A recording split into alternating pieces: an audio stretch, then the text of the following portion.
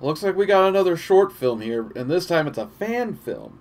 And this is one that you will probably enjoy quite a bit. It's Don't Fall Asleep from 2016.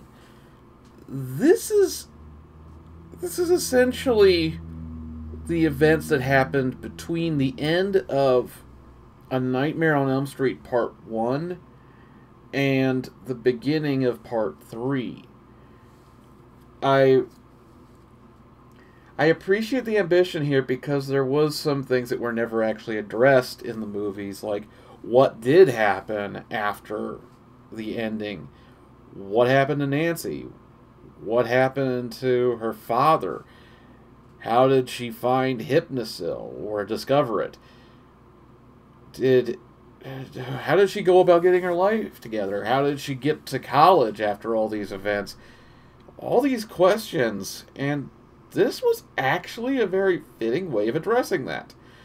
Now, granted, you're going to be dealing with actors who are probably just friends who wanted to make a really good story, so they're not going to be super accurate in terms of character and acting, but I will give this film so much credit because they they did a great job of trying to piece all these things together.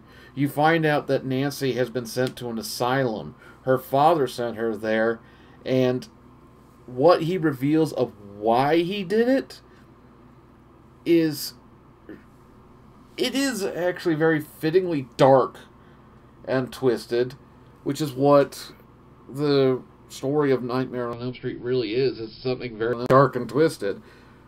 But he doesn't say it outright, but he does admit that there is a selfish aspect to what he is doing. It shows how she was able to get through things, what happened with her and Freddie, and all these things. It explains how she found out about Hypnosil, how she eventually got to college, what happened to her father's career, and even shows a brief, well, a range between when her father was sober and when he began drinking. So it gives you that kind of lockdown on there. It explains a lot of things, and I don't want to reveal too much because it's it's a really good piece, and I'd say that this was I would be I wouldn't be surprised if Wes Craven would have approved of this script because it was really well done, and I appreciate all the effort they did in this. Sorry, words are difficult tonight. And for a film that was made with basically no budget, or at least it looks like it had no budget and just whatever locations they could get, I'd say they threw things together pretty well. It's a great slow burn for being a short film, and I'd say that the one thing that if you're not much for fan films, you're not much for any kind of short films, there is one thing that I'd say everybody should do.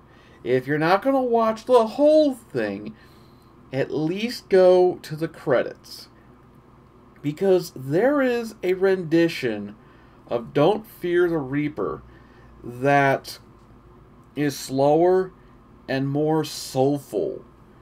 And I loved it. It was really good, and I was so happy to hear it. It was just the great... It was that... God, why am I having so much trouble?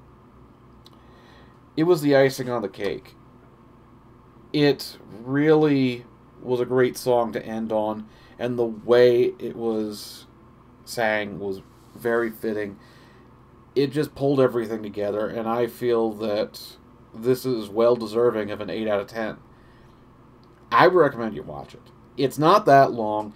It was well done, and they put a lot of thought and care into the script, so give them that. Again, doesn't do anything for the 31-day challenge, but I don't regret that. This was a great movie. So, see you in the next one.